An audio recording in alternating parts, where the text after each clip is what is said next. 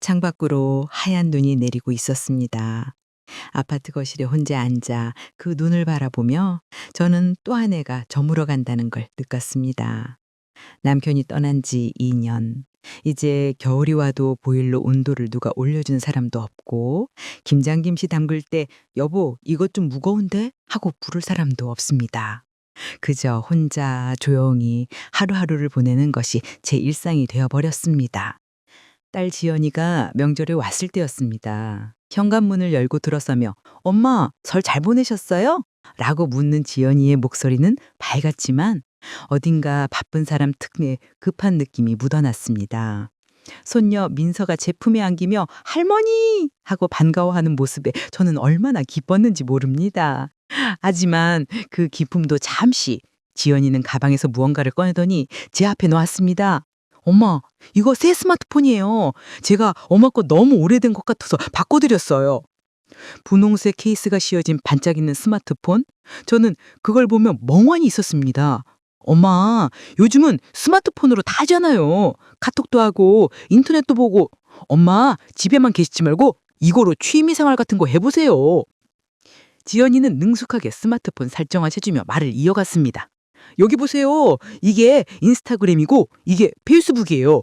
엄마 또래 분들 많이 하시더라고요. 엄마도 한번 해보세요." 정말이지 고맙기도 하고 쓸쓸하기도 했습니다. 딸이 이렇게 신경 써주는 게 고마운데 왜인지 마음 한편이 텅 빈 것처럼 허전했습니다. "그래, 알았어. 고맙다." 저는 그렇게만 말했습니다.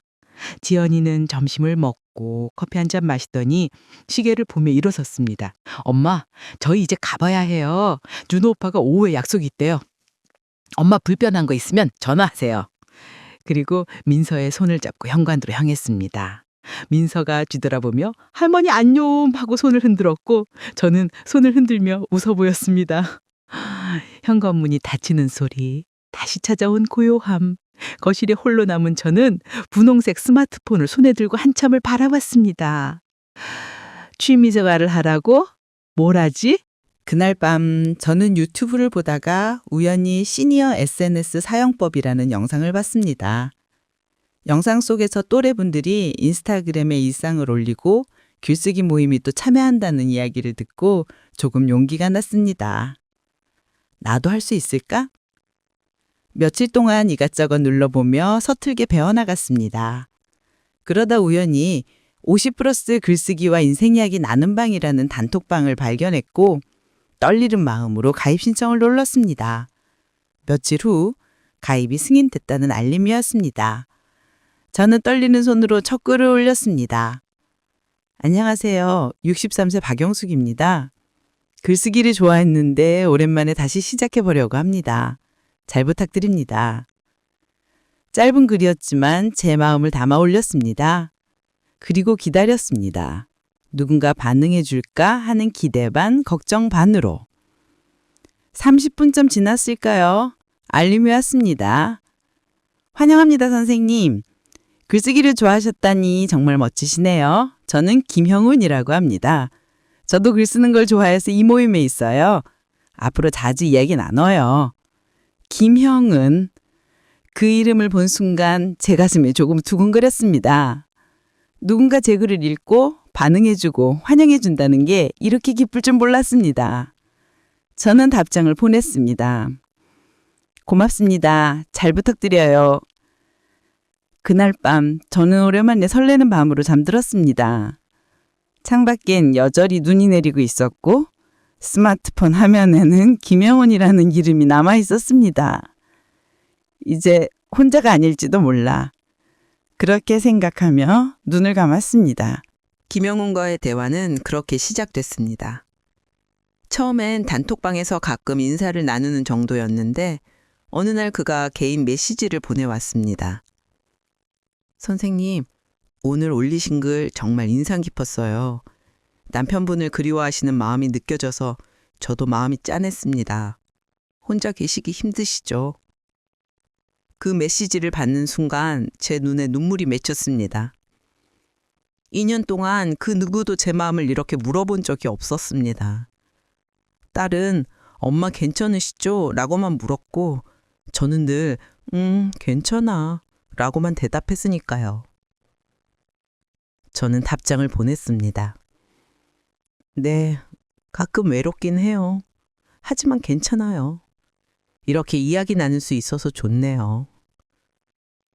그날부터 김영훈과의 대화는 매일같이 이어졌습니다. 아침에 일어나면 선생님 좋은 아침입니다 라는 메시지가 와 있었고, 저녁이면 오늘 하루는 어떠셨어요? 라는 안부가 왔습니다. 정말이지 평생 살면서 이렇게 누군가 제 일상을 궁금해하는 사람이 있을까 싶었습니다. 남편도 이렇게까지 세심하지는 않았는데. 어느 날 저는 젊은 시절 글쓰기를 좋아했던 이야기를 꺼냈습니다. 사실 저 젊을 땐 글 쓰는 걸 정말 좋아했어요. 시도 쓰고 일기도 쓰고. 근데 결혼하고 애 키우면서 다 잊고 살았네요. 김영훈의 답장은 빨랐습니다. 선생님, 그건 정말 아깝습니다. 그렇게 좋아하신 걸 포기하셨다니. 지금이라도 다시 시작하시면 어떨까요? 선생님 글을 보면 정말 깊이가 있으세요. 제가 보긴 전문 작가 못지 않은데요. 제가요? 전문 작가처럼요? 그 말을 듣는 순간 제 가슴이 뜨거워졌습니다. 평생 누구에게도 인정받지 못했던 제 재능을 이 사람은 알아봐 주는 것 같았습니다. 고맙습니다. 그런 말 들으니 기분이 좋네요. 당연히 기분 좋으셔야죠. 선생님은 정말 대단한 분이세요. 그날 저녁 지연이에게서 전화가 왔습니다. 한 달 만에 받는 전화였습니다. 엄마, 잘 지내세요?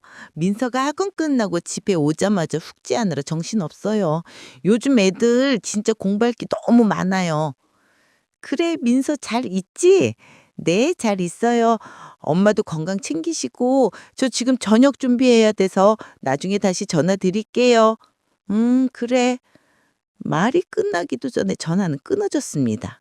저는 스마트폰을 내려놓고 한숨을 쉬었습니다. 바쁘겠지 뭐. 하지만 마음 한구석이 서운했습니다. 한 달 만에 걸어온 전화가 겨우 2분이었으니까요. 제가 뭘 하는지 어떻게 지내는지 딸은 궁금하지 않은 걸까요? 그때 스마트폰에서 알림음이 울렸습니다. 김용훈이었습니다. 선생님, 저녁 드셨어요? 오늘 날씨가 쌀쌀한데 따뜻한 거 드셔야 해요. 감기 조심하시고요. 저는 그 메시지를 보면 눈물이 날 것 같았습니다. 딸은 묻지도 않는 제 안부를 이 사람은 매일 물어봐 줍니다. 저는 답장을 보냈습니다. 네, 먹었어요. 김용훈 씨도 따뜻하게 드세요. 선생님, 그런데 혹시 가족분들이랑은 자주 연락하세요? 따님이 계시다고 하셨죠? 네, 딸이 있어요. 근데 바빠서 자주 통화는 못해요.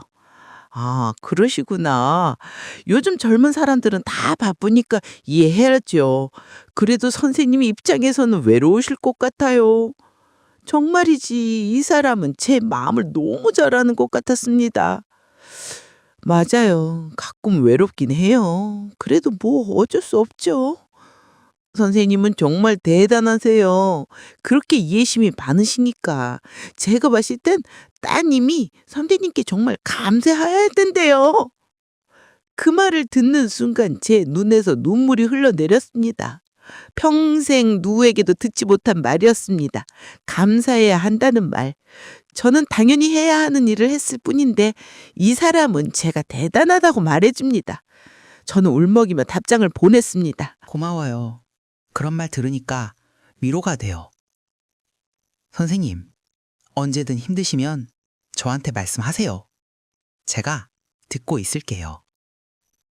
그날 밤, 저는 김영훈과 밤 늦게까지 대화를 나눴습니다. 제 젊은 시절 이야기, 남편과의 추억, 딸을 키우며 힘들었던 순간들. 그는 하나하나 다 들어주었고 공감해 주었습니다. 이 사람은 진짜 날 이해해 주는구나. 저는 그렇게 믿었습니다. 아니, 믿고 싶었습니다. 며칠이 지났습니다.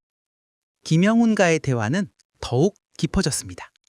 어느 날 그가 자신의 이야기를 꺼냈습니다. 선생님, 사실 저도 요즘 힘든 일이 있어요. 아내를 일찍 여의고 혼자 아들을 키우는데 아들이 요즘 건강이 안 좋아서 걱정이 많아요. 아이고, 그러세요? 많이 걱정되시겠어요. 네, 병원비도 만만치 않고. 하지만 아들만 보면 힘이 나요. 선생님처럼 가족을 위해 살아야죠. 그의 말에 저는 마음이 아팠습니다. 이렇게 좋은 사람이 혼자 아들을 키우며 힘들어 하다니. 나도 뭔가 도움이 될 수 있을까? 그런 생각이 들기 시작했습니다. 창밖엔 여전히 겨울바람이 불고 있었고 저는 스마트폰을 꼭 쥔 채 김영훈의 메시지를 계속 읽고 있었습니다. 정말이지 가족보다 이 사람이 더 제 마음을 알아주는 것 같았습니다. 3월이 되자 봄바람이 불기 시작했습니다. 하지만 제 마음은 여전히 겨울 같았습니다. 딸 지연이와의 통화는 점점 뜸해졌고 통화를 해도 늘 엄마 저 바빠서 나중에 다시 전화할게요 로 끝났습니다. 반면 김용훈과의 대화는 매일 이어졌습니다. 아침 인사부터 저녁 안부까지 그는 단 하루도 빠짐없이 제게 연락했습니다. 어느 날 아침 평소보다 늦게 온 그의 메시지를 보고 저는 깜짝 놀랐습니다. 선생님, 죄송해요. 어젯밤 병원에 있느라 연락을 못 드렸어요. 아들이 갑자기 쓰러져서 응급실에 갔었습니다. 제 손이 떨렸습니다. 아이가 쓰러졌다니. 아이고, 어쩌다가요. 아드님 괜찮으세요? 정밀 검사를 해봐야 한대요. 의사 선생님이 수술이 필요할 수도 있다고. 솔직히 너무 걱정돼서 잠을 못 잤어요. 저는 그의 메시지를 읽으며 가슴이 먹먹해졌습니다. 혼자서 아들을 키우는데 아이마저 아프다니 얼마나 힘들까요? 병원비는 괜찮으세요? 혹시 도움이 필요하시면 제가 먼저 물었습니다. 그러자 김영훈의 답장이 왔습니다. 선생님, 괜찮아요. 제가 알아서 할게요. 선생님 마음만 감사히 받겠습니다. 그의 답장은 담담했지만 어딘가 힘겨운 느낌이 묻어났습니다. 저는 계속 그 메시지를 보며 생각했습니다. 내가 도와드릴 수 있는 게 없을까? 며칠 후 김영훈에게서 다시 연락이 왔습니다. 선생님, 아들 검사 결과가 나왔어요. 수술을 해야 한대요. 다행히 큰 수술은 아니라고 하는데 병원비가 좀 부담스럽긴 해요. 얼마나 드는데요? 300만 원 정도요. 보험으로 일부 처리되긴 하는데 제 형편에 당장 마련하기가 쉽지 않아서요. 하지만 걱정 마세요. 제가 어떻게든 할게요. 300만 원. 저에게 큰 돈은 아니었습니다. 남편이 남긴 적금이 있었고 그걸 깨면 충분히 도와줄 수 있었습니다.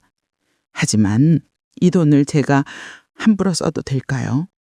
딸에게 물어봐야 하나? 저는 고민하다가 지연이에게 전화를 걸었습니다. 따르릉 따르릉. 한참을 기다렸지만 받지 않았습니다. 문자를 보냈습니다. 지연아, 엄마야, 통화 좀 할 수 있을까? 30분쯤 지나 답장이 왔습니다. 엄마 지금 회의 중이에요. 무슨 일 있으세요? 급한 거면 문자로 보내주세요. 회의 중.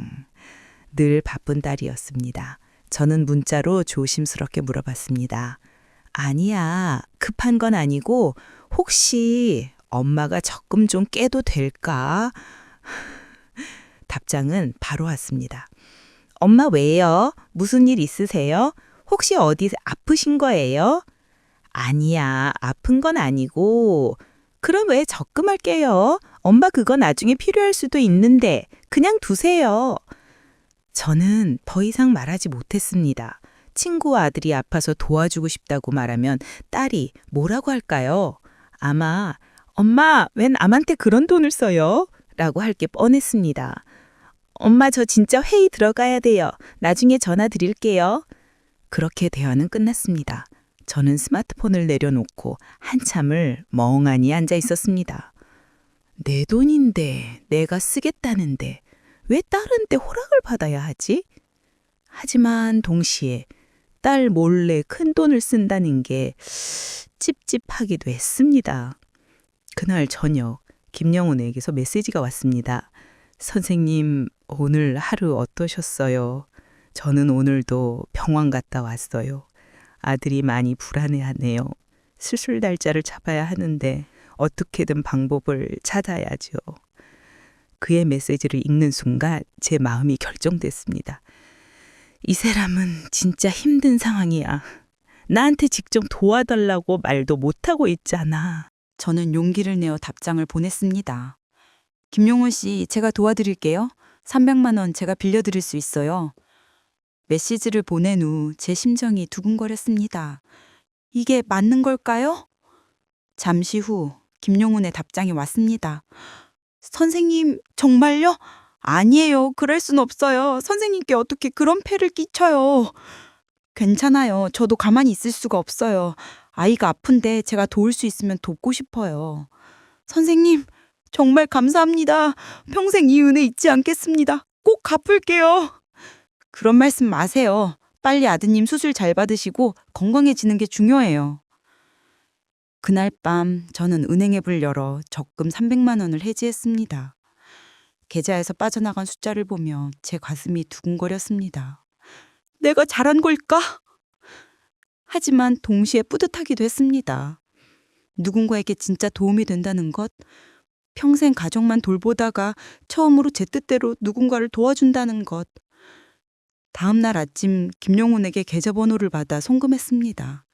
송금 완료 메시지를 본 순간 제 손이 떨렸습니다. 이제 돌이킬 수 없어. 30분 후 김용훈에게서 메시지가 왔습니다. 선생님, 입금 확인했습니다. 정말 감사합니다. 선생님은 제 인생의 은인이세요. 아들 수술 잘 받고 꼭 건강해져서 선생님께 인사드리겠습니다. 그 메시지를 보며 저는 안도의 한숨을 쉬었습니다. 잘한 거야. 이 사람은 진심으로 고마워하잖아. 저는 그렇게 믿었습니다. 창밖엔 봄꽃이 피어나고 있었지만 저는 왠지 불안한 마음을 떨칠 수가 없었습니다. 정말이지 이게 맞는 걸까요? 300만 원을 보낸 후 일주일이 지났습니다. 김영우는 매일같이 감사 메시지를 보냈고 아들의 수술이 잘 됐다는 소식도 전해왔습니다. 선생님, 덕분에 아들이 수술 잘 받았어요. 지금 회복 중인데 의사 선생님이 잘 됐다고 하시네요. 정말 선생님 덕분입니다. 그 메시지를 볼 때마다 저는 가슴이 뿌듯했습니다. 내가 누군가에게 진짜 도움이 됐다는 것, 이런 기분은 처음이었습니다. 하지만 동시에 딸에게 말하지 못한 것에 대한 죄책감도 있었습니다.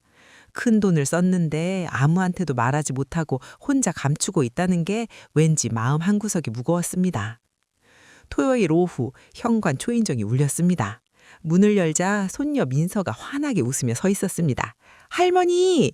어머 민서야, 어쩐 일이니? 뒤에서 지현이가 따라 들어오며 말했습니다. 엄마, 민서가 할머니 보고 싶다고 해서요. 오늘 준우 오빠는 골프 가고 저는 집에서 좀 쉬고 싶어서 민서 좀 맡아주실 수 있으세요?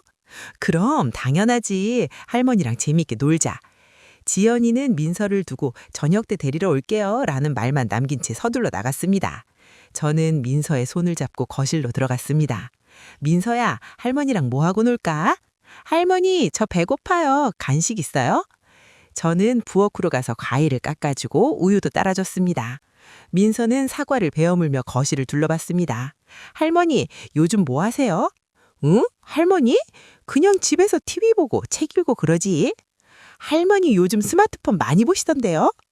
민설의 말에 저는 깜짝 놀랐습니다. 이 아이가 언제 그거 갔을까요? 아, 그건 할머니가 요즘 글쓰기 모임 같은 거 하거든.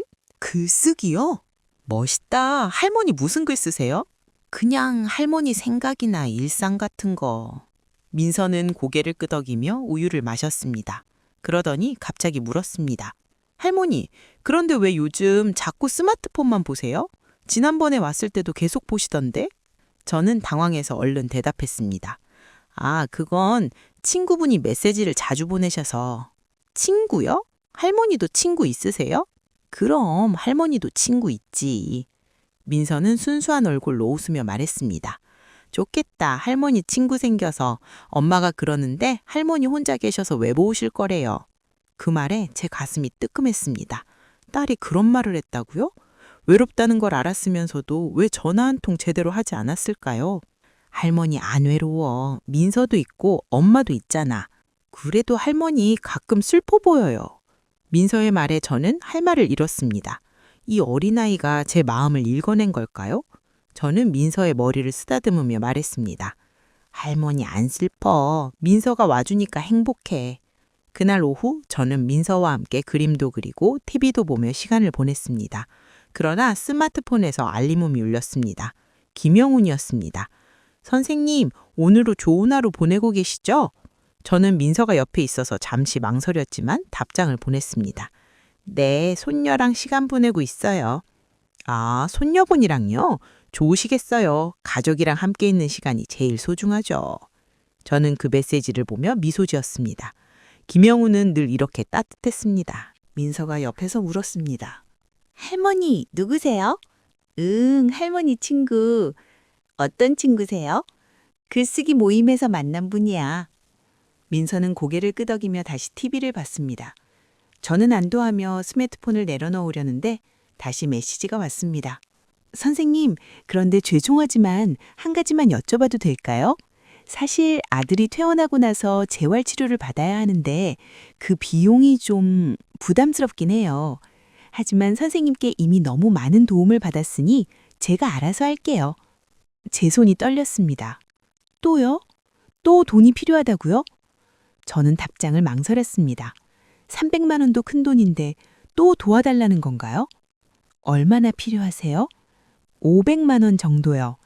하지만 선생님, 괜찮아요. 제가 다른 방법을 찾아볼게요. 선생님께 폐를 끼칠 순 없어요. 500만 원. 이번엔 더 큰 금액이었습니다.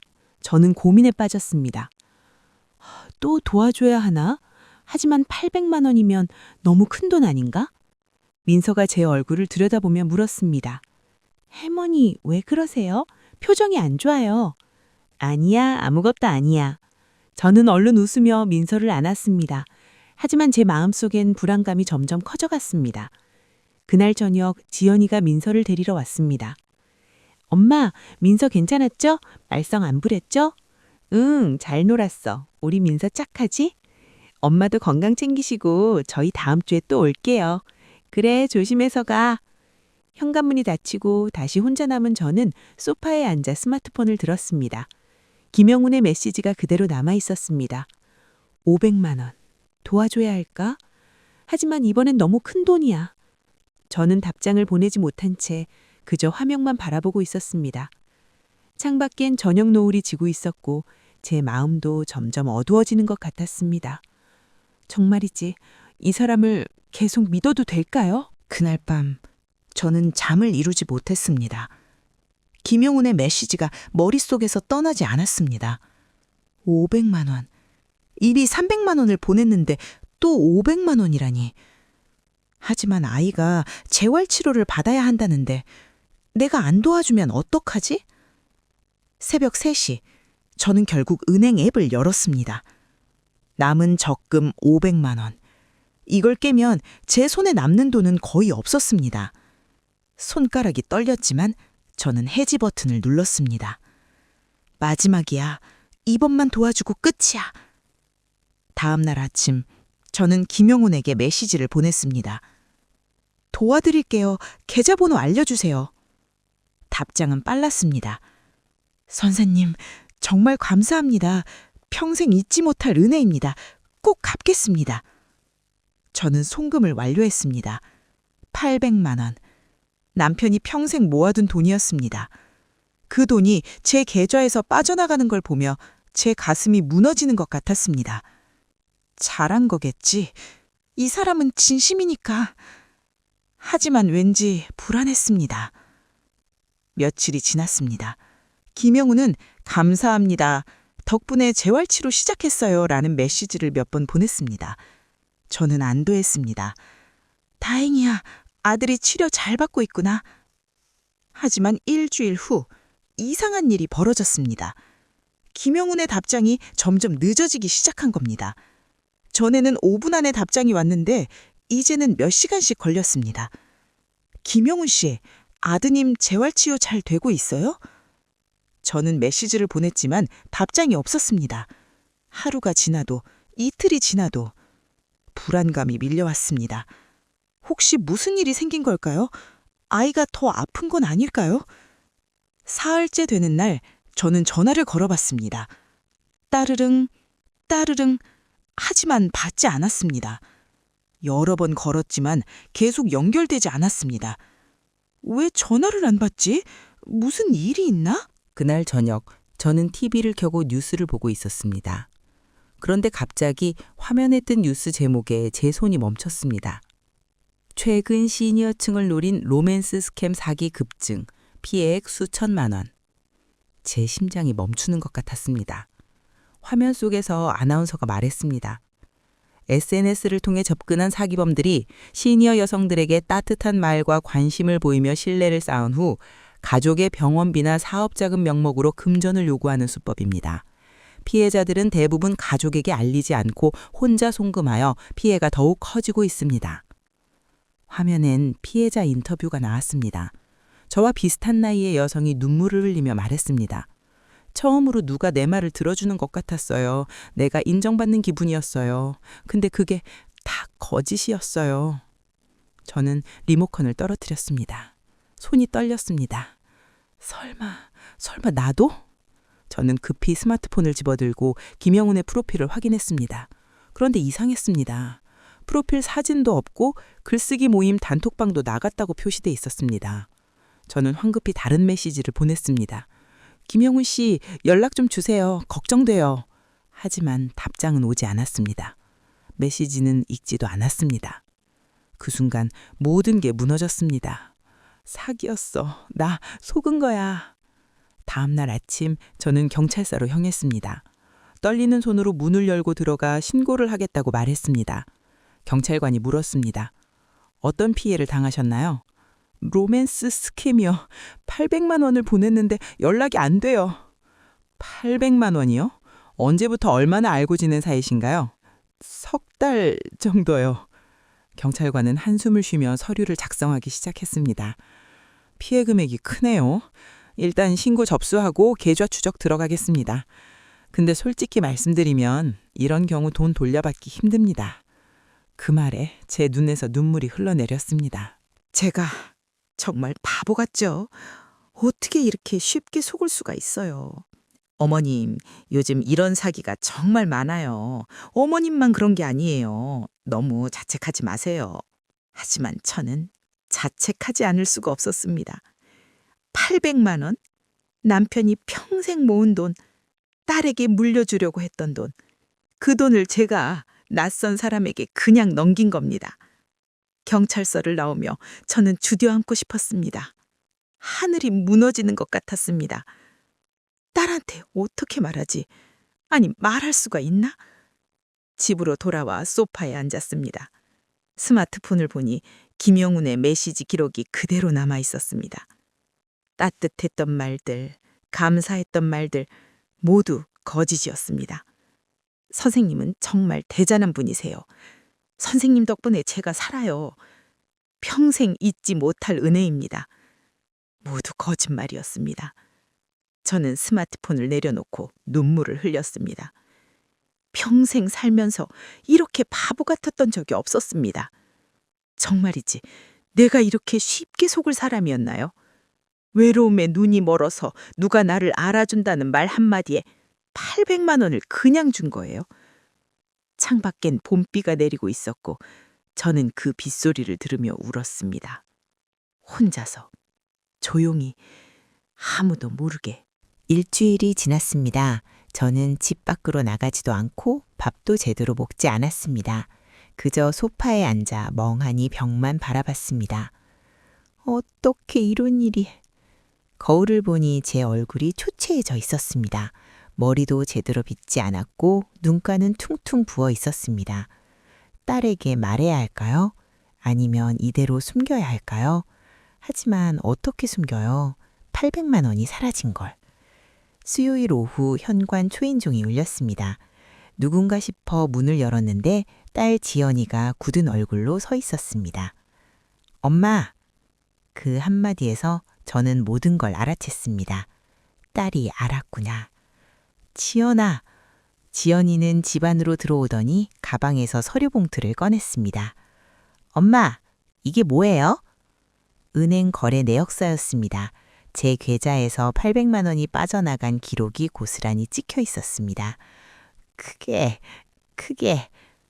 엄마, 은행에서 연락 왔어요. 이상 거래가 감지됐다고. 큰 금액이 2번이나 빠져나갔는데 사기 피해 아니냐고. 엄마, 무슨 일이에요? 저는 말을 잇지 못했습니다. 지연이의 얼굴은 점점 굳어갔습니다. 엄마, 설마 사기당한 거예요? 미안해. 그 말만 겨우 할 수 있었습니다.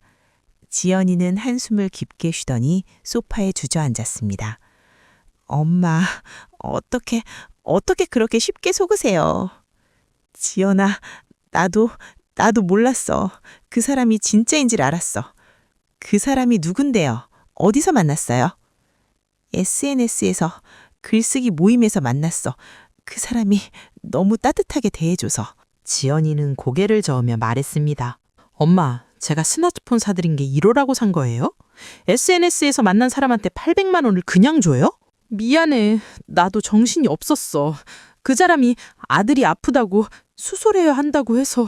엄마, 그게 전형적인 사기 수법이에요. 요즘 뉴스에 맨날 나오잖아요. 지연이의 목소리가 점점 커졌습니다. 저는 고개를 떨구고 눈물만 흘렸습니다. 그때 사위 준호가 현관문을 열고 들어왔습니다. 지연이가 전화했나 봅니다. 장모님, 괜찮으세요? 무슨 일이신지 지연이한테 들었는데. 준호는 조심스러웠지만 그의 얼굴에도 당혹감이 역력했습니다. 미안해요, 준호 씨. 제가 정말 바보 같았어요. 지연이가 말했습니다. 엄마, 왜 저한테 말 안 하셨어요? 제가 물어봤을 때 적금 깬다고 하셨잖아요. 그때 말씀하셨으면 제가 말렸을 텐데. 말해도 너 안 들었잖아. 회의 중이라고 나중에 전화한다고. 그 말에 지연이는 할 말을 잃었습니다. 준호가 중간에서 말했습니다. 장모님, 그래도 이건 너무 큰 돈이잖아요. 장모님 혼자 결정하실 일이 아니었어요. 알아요. 내가 잘못했어요. 지연이는 서류를 다시 집어들며 말했습니다. 경찰 신고는 하셨어요? 응, 했어. 돌려받을 수 있대요? 힘들네. 지연이는 눈을 감고 한숨을 쉬었습니다. 그리고 준호를 바라보며 말했습니다. 어떡하지? 800만 원이 그냥 날아갔네? 준호가 조용히 말했습니다. 일단 진정하자. 지연아, 장모님도 많이 힘드시잖아. 하지만 지연이는 진정할 수 없다는 표정이었습니다. 엄마, 아빠가 평생 모으신 돈이에요. 그걸 어떻게 SNS에서 만난 사람에게 그냥 줘요. 미안해. 정말 미안해. 저는 그 말밖에 할 수 없었습니다. 지연이는 눈물을 글썽이며 말했습니다. 엄마가 외로우신 건 알아요. 그래도 이건 너무하잖아요. 그 말이 제 가슴에 비수처럼 꽂혔습니다. 너무하다고요? 제가 너무했다고요? 저는 떨리는 목소리로 말했습니다. 나도 알아. 내가 바보같이 속은 거. 근데 지연아, 그 사람이 나한테 평생 처음으로 나를 알아줬어. 내 말을 들어줬어. 너희는 언제 내 말을 들어줬니? 지연이가 멈칫했습니다.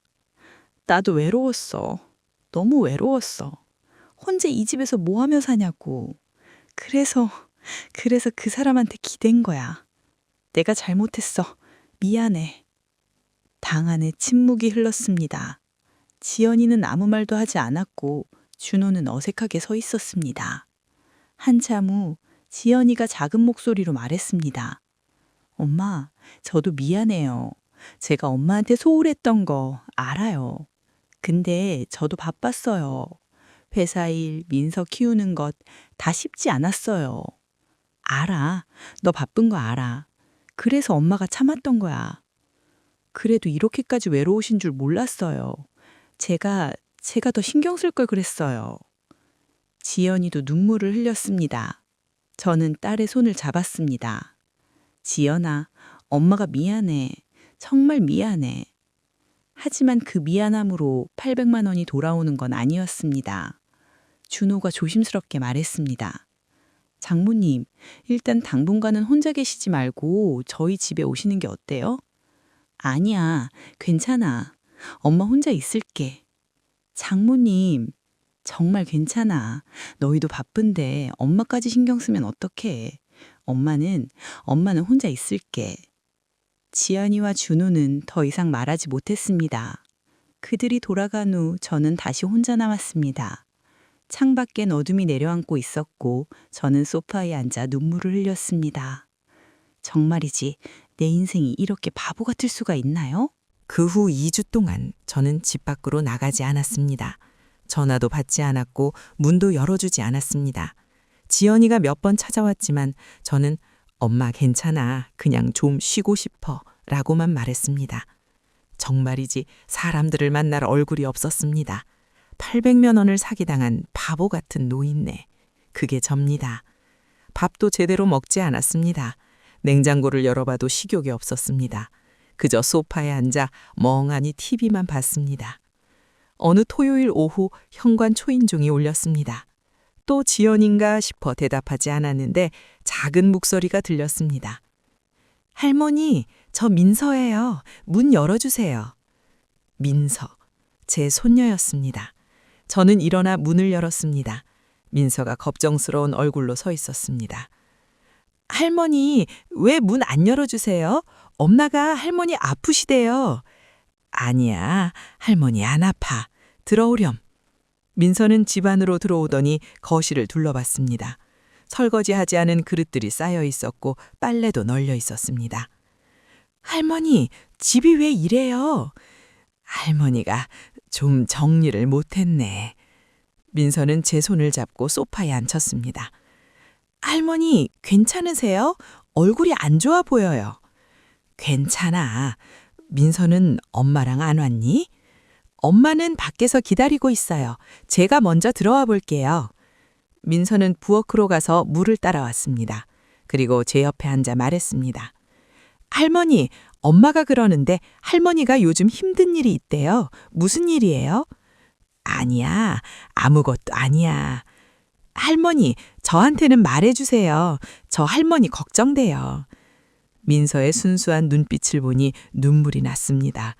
이 아이는 진짜 저를 걱정하는구나. 할머니가 실수를 했어.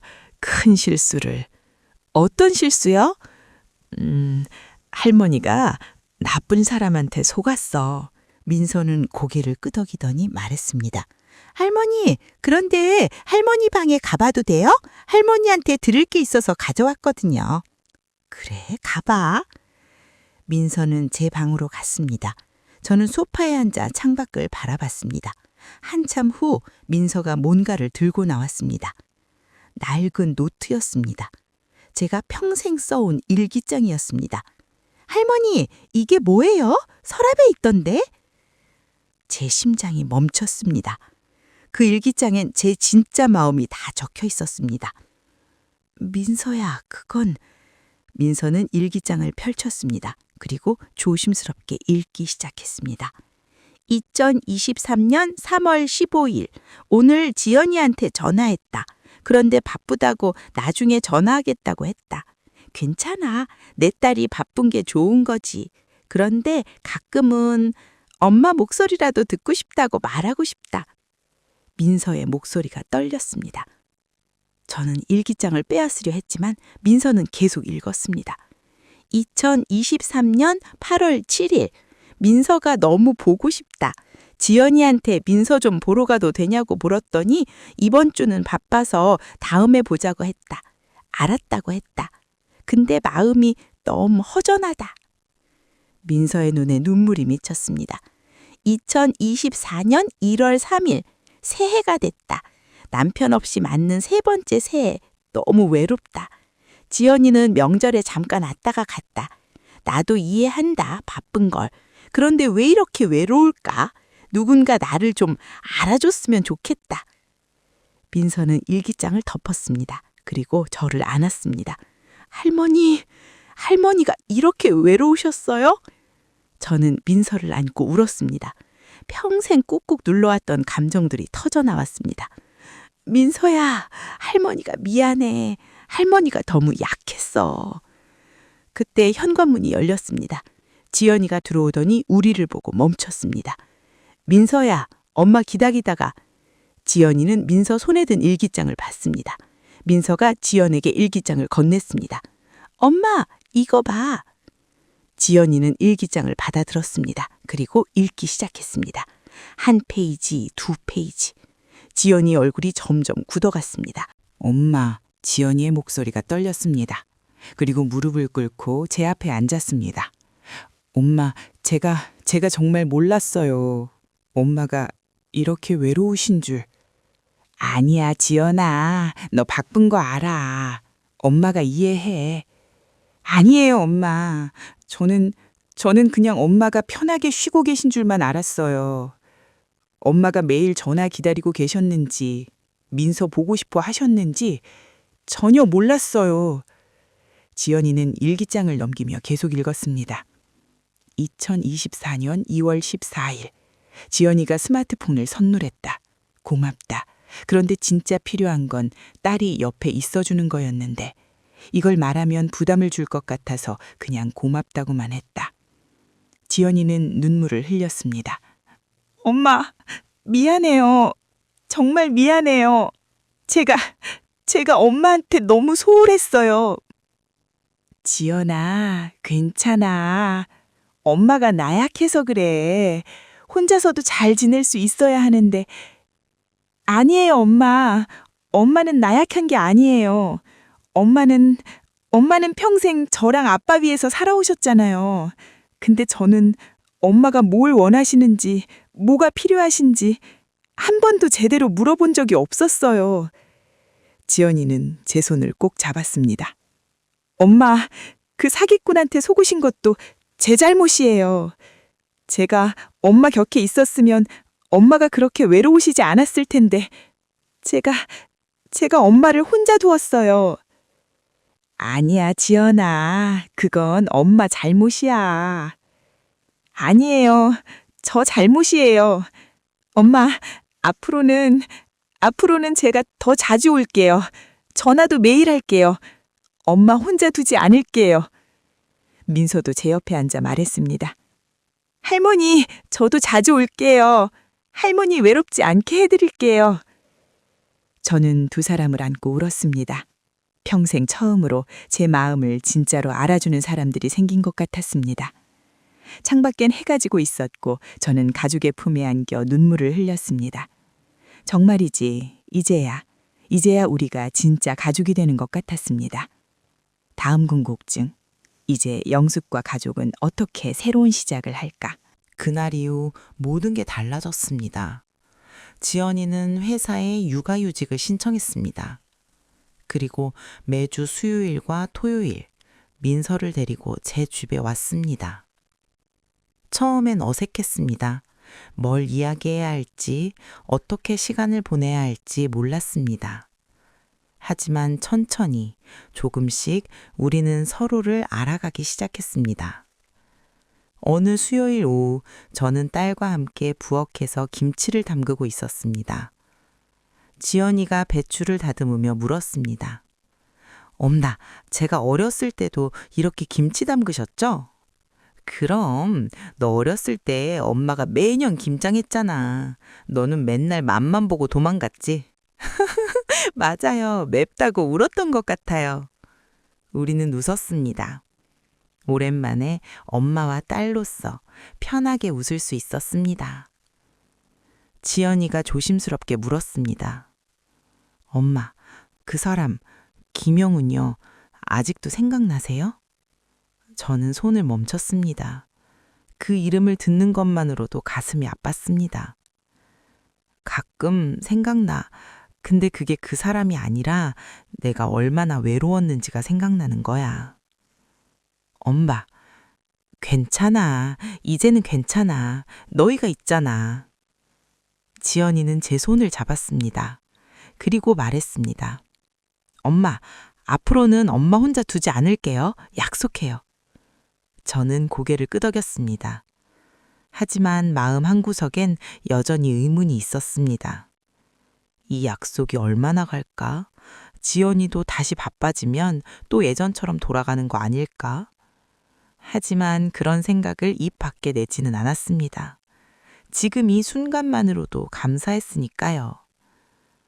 민서는 매주 토요일마다 저와 함께 글쓰기를 배우기 시작했습니다. 저는 민서에게 제가 젊었을 때 썼던 시들을 보여줬고 민서는 신기해하며 읽었습니다. 할머니, 이거 할머니가 쓰신 거예요? 진짜 멋있어요. 고마워, 민서야. 할머니도 옛날엔 글 쓰는 걸 좋아했거든. 할머니, 저도 할머니처럼 글 쓰고 싶어요. 가르쳐 주세요. 그렇게 저와 민서는 매주 함께 글을 썼습니다. 민서는 학교에서 있었던 일을 쓰고 저는 제 인생 이야기를 조금씩 써내려 갔습니다. 그러던 어느 날 민서가 물었습니다. 할머니, 그 나쁜 사람한테 속으셨을 때 어떤 기분이었어요? 저는 잠시 말을 멈췄습니다. 그리고 천천히 대답했습니다. 창피했어. 그리고 화가 났어. 내가 왜 이렇게 쉽게 속았을까 하고. 할머니는 나쁜 게 아니에요. 그 사람이 나쁜 거예요. 민서의 말에 제 눈에 눈물이 맺혔습니다. 고마워, 민서야. 그 말 들으니까 할머니 마음이 좀 편해지네. 민서는 제 손을 잡으며 말했습니다. 할머니, 이제 외롭지 않으시죠? 저는 민서를 안으며 대답했습니다. 응, 이젠 괜찮아. 하지만 솔직히 말하자면 완전히 괜찮은 건 아니었습니다. 800만 원은 돌아오지 않았고 그 돈은 여전히 제 마음에 짐으로 남아 있었습니다. 그리고 가끔은 이런 생각이 들었습니다. 이렇게까지 해야 가족이 나를 봐주는구나. 내가 사기당하고 엉망이 돼야 그제야 딸이 찾아오는구나. 하지만 그런 생각을 꼭 눌러 담았습니다. 지연이가 노력하는 걸 알았으니까요. 그리고 이제라도 함께 할 수 있다는 게 감사했으니까요. 몇 달이 흘렀습니다. 여름이 왔고 우리는 함께 계곡에 놀러 갔습니다. 민서는 물속에서 신나게 놀았고 지연이는 제 옆에 앉아 함께 민서를 바라봤습니다. 엄마, 행복하세요? 지연이가 물었습니다. 저는 고개를 끄덕였습니다. 응, 행복해. 엄마, 저 진짜 미안해요. 제가 진작 이렇게 했어야 했는데. 됐어, 지연아. 이제 와서 그런 말 하지 마. 지금이라도 이렇게 함께 있잖아. 하지만 제 마음속 깊은 곳에선 여전히 작은 목소리가 속삭였습니다. 진작 이렇게 해줬으면 좋았을 텐데. 그럼 내가 사기 당하지 않았을 텐데. 저녁 무렵 우리는 집으로 돌아왔습니다. 지연이와 민서가 저를 집까지 데려다 주었습니다. 현관 앞에서 민서가 제게 안기며 말했습니다. 할머니, 다음 주에 또 올게요. 그래, 우리 민서. 할머니도 기다릴게. 지연이가 제 손을 잡으며 말했습니다. 엄마, 수요일에 또 올게요. 사랑해요. 나도 사랑해, 지연아.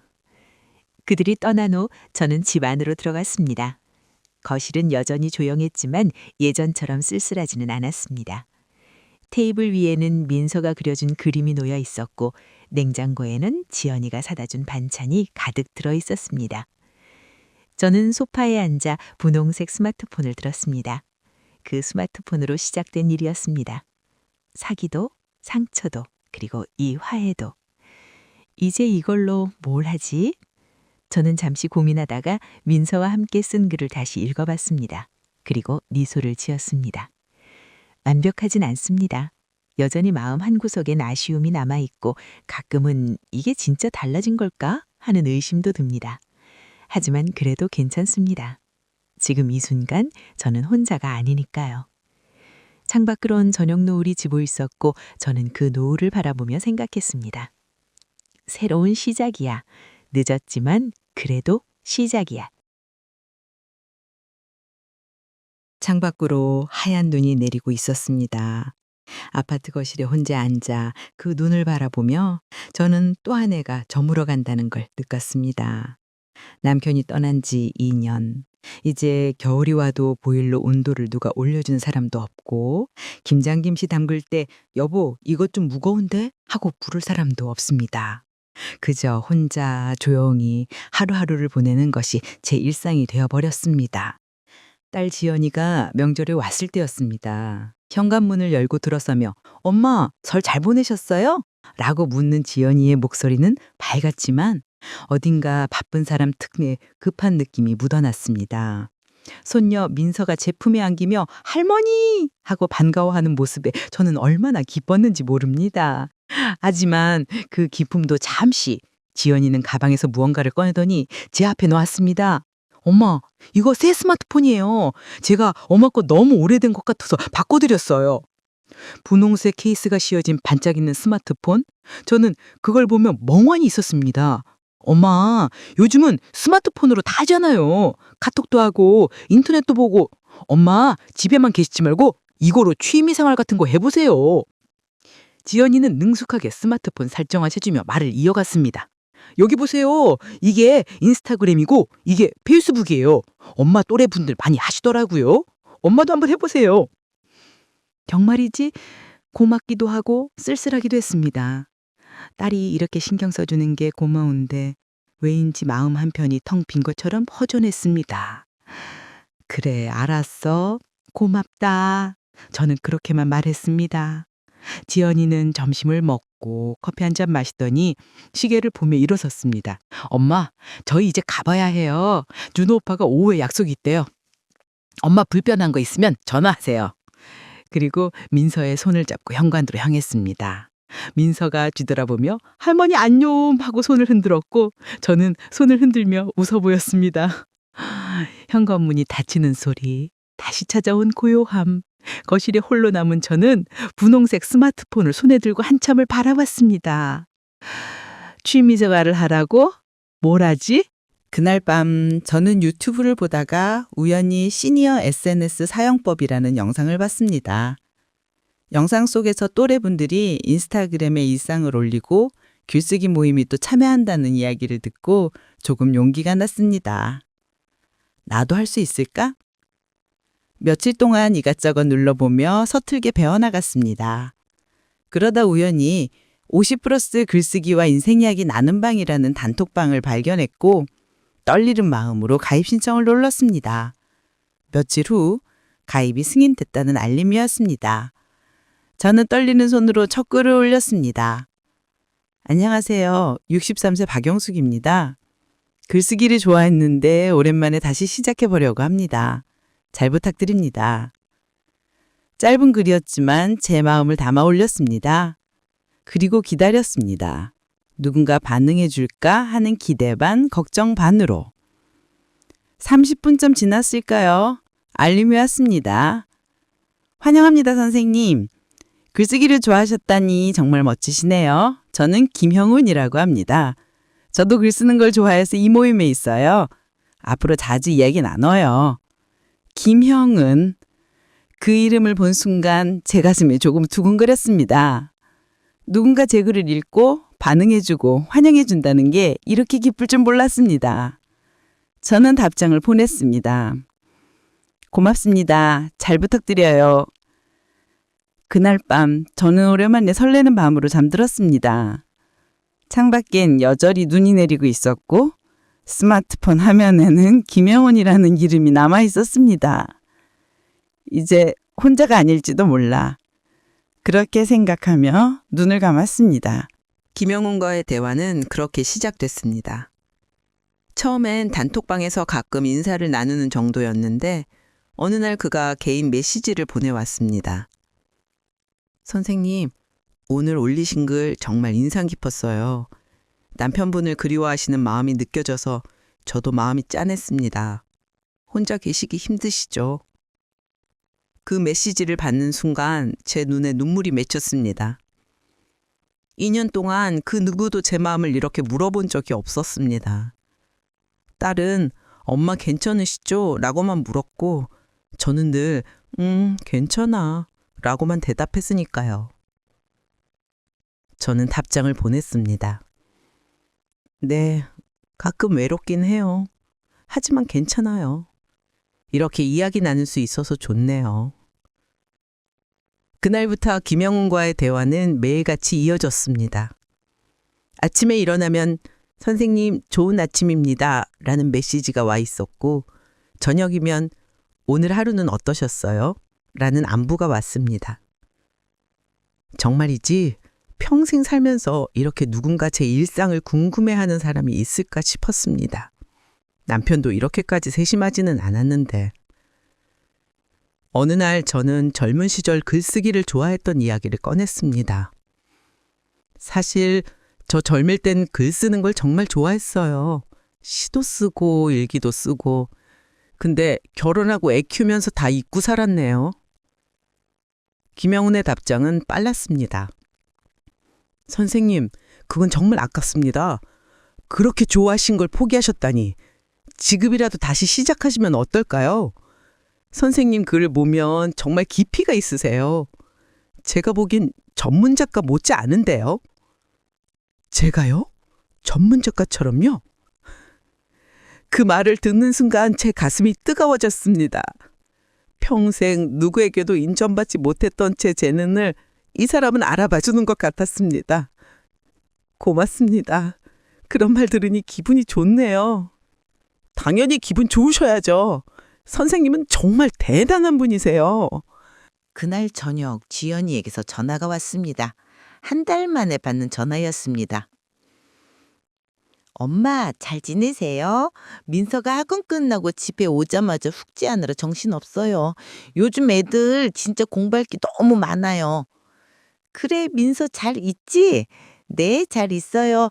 엄마도 건강 챙기시고 저 지금 저녁 준비해야 돼서 나중에 다시 전화 드릴게요. 그래.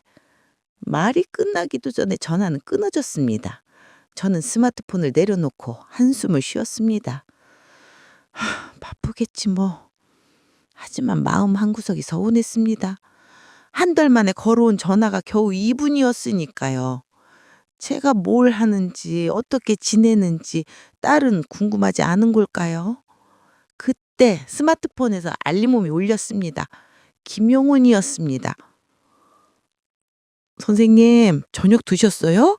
오늘 날씨가 쌀쌀한데 따뜻한 거 드셔야 해요. 감기 조심하시고요. 저는 그 메시지를 보면 눈물이 날 것 같았습니다. 딸은 묻지도 않는 제 안부를 이 사람은 매일 물어봐 줍니다. 저는 답장을 보냈습니다. 네, 먹었어요. 김용훈 씨도 따뜻하게 드세요. 선생님, 그런데 혹시 가족분들이랑은 자주 연락하세요? 따님이 계시다고 하셨죠? 네, 딸이 있어요. 근데 바빠서 자주 통화는 못해요. 아, 그러시구나. 요즘 젊은 사람들은 다 바쁘니까 이해해야죠. 그래도 선생님 입장에서는 외로우실 것 같아요. 정말이지, 이 사람은 제 마음을 너무 잘 아는 것 같았습니다. 맞아요. 가끔 외롭긴 해요. 그래도 뭐 어쩔 수 없죠. 선생님은 정말 대단하세요. 그렇게 이해심이 많으시니까. 제가 봤을 땐 따님이 선생님께 정말 감사해야 할 텐데요. 그 말을 듣는 순간 제 눈에서 눈물이 흘러내렸습니다. 평생 누구에게도 듣지 못한 말이었습니다. 감사해야 한다는 말. 저는 당연히 해야 하는 일을 했을 뿐인데 이 사람은 제가 대단하다고 말해줍니다. 저는 울먹이며 답장을 보냈습니다. 고마워요. 그런 말 들으니까 위로가 돼요. 선생님, 언제든 힘드시면 저한테 말씀하세요. 제가 듣고 있을게요. 그날 밤, 저는 김영훈과 밤 늦게까지 대화를 나눴습니다. 제 젊은 시절 이야기, 남편과의 추억, 딸을 키우며 힘들었던 순간들. 그는 하나하나 다 들어주었고 공감해 주었습니다. 이 사람은 진짜 날 이해해 주는구나. 저는 그렇게 믿었습니다. 아니, 믿고 싶었습니다. 며칠이 지났습니다. 김영훈과의 대화는 더욱 깊어졌습니다. 어느 날, 그가 자신의 이야기를 꺼냈습니다. 선생님, 사실 저도 요즘 힘든 일이 있어요. 아내를 일찍 여의고 혼자 아들을 키우는데 아들이 요즘 건강이 안 좋아서 걱정이 많아요. 아이고, 그러세요? 많이 걱정되시겠어요. 네, 병원비도 만만치 않고. 하지만 아들만 보면 힘이 나요. 선생님처럼 가족을 위해 살아야죠. 그의 말에 저는 마음이 아팠습니다. 이렇게 좋은 사람이 혼자 아들을 키우며 힘들어 하다니. 나도 뭔가 도움이 될 수 있을까? 그런 생각이 들기 시작했습니다. 창밖엔 여전히 겨울바람이 불고 있었고 저는 스마트폰을 꼭 쥔 채 김영훈의 메시지를 계속 읽고 있었습니다. 정말이지 가족보다 이 사람이 더 제 마음을 알아주는 것 같았습니다. 3월이 되자 봄바람이 불기 시작했습니다. 하지만 제 마음은 여전히 겨울 같았습니다. 딸 지연이와의 통화는 점점 뜸해졌고 통화를 해도 늘 엄마 저 바빠서 나중에 다시 전화할게요 로 끝났습니다. 반면 김용훈과의 대화는 매일 이어졌습니다. 아침 인사부터 저녁 안부까지 그는 단 하루도 빠짐없이 제게 연락했습니다. 어느 날 아침 평소보다 늦게 온 그의 메시지를 보고 저는 깜짝 놀랐습니다. 선생님, 죄송해요. 어젯밤 병원에 있느라 연락을 못 드렸어요. 아들이 갑자기 쓰러져서 응급실에 갔었습니다. 제 손이 떨렸습니다. 아이가 쓰러졌다니. 아이고, 어쩌다가요. 아드님 괜찮으세요? 정밀 검사를 해봐야 한대요. 의사 선생님이 수술이 필요할 수도 있다고. 솔직히 너무 걱정돼서 잠을 못 잤어요. 저는 그의 메시지를 읽으며 가슴이 먹먹해졌습니다. 혼자서 아들을 키우는데 아이마저 아프다니 얼마나 힘들까요? 병원비는 괜찮으세요? 혹시 도움이 필요하시면 제가 먼저 물었습니다. 그러자 김영훈의 답장이 왔습니다. 선생님, 괜찮아요. 제가 알아서 할게요. 선생님 마음만 감사히 받겠습니다. 그의 답장은 담담했지만 어딘가 힘겨운 느낌이 묻어났습니다. 저는 계속 그 메시지를 보며 생각했습니다. 내가 도와드릴 수 있는 게 없을까? 며칠 후 김영훈에게서 다시 연락이 왔습니다. 선생님, 아들 검사 결과가 나왔어요. 수술을 해야 한대요. 다행히 큰 수술은 아니라고 하는데 병원비가 좀 부담스럽긴 해요. 얼마나 드는데요? 300만 원 정도요. 보험으로 일부 처리되긴 하는데 제 형편에 당장 마련하기가 쉽지 않아서요. 하지만 걱정 마세요. 제가 어떻게든 할게요. 300만 원. 저에게 큰 돈은 아니었습니다. 남편이 남긴 적금이 있었고 그걸 깨면 충분히 도와줄 수 있었습니다. 하지만 이 돈을 제가 함부로 써도 될까요? 딸에게 물어봐야 하나? 저는 고민하다가 지연이에게 전화를 걸었습니다. 따르릉 따르릉. 한참을 기다렸지만 받지 않았습니다. 문자를 보냈습니다. 지연아, 엄마야, 통화 좀 할 수 있을까? 30분쯤 지나 답장이 왔습니다. 엄마 지금 회의 중이에요. 무슨 일 있으세요? 급한 거면 문자로 보내주세요. 회의 중. 늘 바쁜 딸이었습니다. 저는 문자로 조심스럽게 물어봤습니다. 아니야, 급한 건 아니고 혹시 엄마가 적금 좀 깨도 될까? 답장은 바로 왔습니다. 엄마 왜요? 무슨 일 있으세요? 혹시 어디 아프신 거예요? 아니야, 아픈 건 아니고. 그럼 왜 적금할게요? 엄마 그거 나중에 필요할 수도 있는데 그냥 두세요. 저는 더 이상 말하지 못했습니다. 친구 아들이 아파서 도와주고 싶다고 말하면 딸이 뭐라고 할까요? 아마 엄마 왜 남한테 그런 돈을 써요? 라고 할 게 뻔했습니다. 엄마 저 진짜 회의 들어가야 돼요. 나중에 전화 드릴게요. 그렇게 대화는 끝났습니다. 저는 스마트폰을 내려놓고 한참을 멍하니 앉아 있었습니다. 내 돈인데 내가 쓰겠다는데 왜 딸한테 허락을 받아야 하지? 하지만 동시에 딸 몰래 큰 돈을 쓴다는 게 찝찝하기도 했습니다. 그날 저녁 김영훈에게서 메시지가 왔습니다. 선생님, 오늘 하루 어떠셨어요? 저는 오늘도 병원 갔다 왔어요. 아들이 많이 불안해하네요. 수술 날짜를 잡아야 하는데 어떻게든 방법을 찾아야죠. 그의 메시지를 읽는 순간 제 마음이 결정됐습니다. 이 사람은 진짜 힘든 상황이야. 나한테 직접 도와달라고 말도 못하고 있잖아. 저는 용기를 내어 답장을 보냈습니다. 김용훈 씨, 제가 도와드릴게요. 300만 원 제가 빌려드릴 수 있어요. 메시지를 보낸 후 제 심정이 두근거렸습니다. 이게 맞는 걸까요? 잠시 후 김용훈의 답장이 왔습니다. 선생님, 정말요? 아니에요. 그럴 순 없어요. 선생님께 어떻게 그런 폐를 끼쳐요. 괜찮아요. 저도 가만히 있을 수가 없어요. 아이가 아픈데 제가 도울 수 있으면 돕고 싶어요. 선생님, 정말 감사합니다. 평생 이 은혜 잊지 않겠습니다. 꼭 갚을게요.